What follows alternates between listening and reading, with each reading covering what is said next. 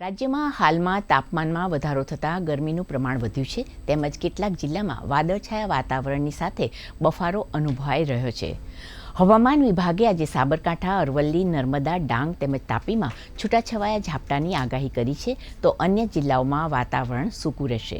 રાજ્યનું સૌથી વધુ તાપમાન ભુજ, અમદાવાદ તેમજ ભાવનગરમાં 36.4 ડિગ્રી નોંધાયું હતું તો ગાંધીનગરમાં 35.6 ડિગ્રી તેમજ સુરતમાં 35.5 ડિગ્રી તાપમાન નોંધાયું હતું.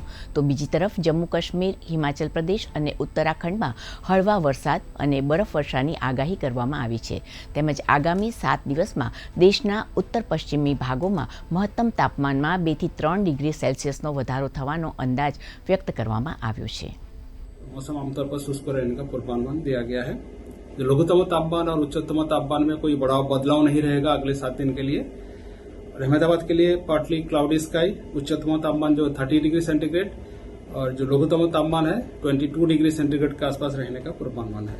कोस्टल क्षेत्रों में दोनों जो गुजरात की उत्तर और दक्षिण गुजरात की जो तटीय क्षेत्र है ऑफ एंड अलोंग गुजरात को विंड का जो पवन का जो दिशा रहेगा पश्चिम से उत्तर पश्चिम दिशा से पवन चलने का स्थिति रहेगा और जो स्पीड रहेगा 15 से 20 नॉट.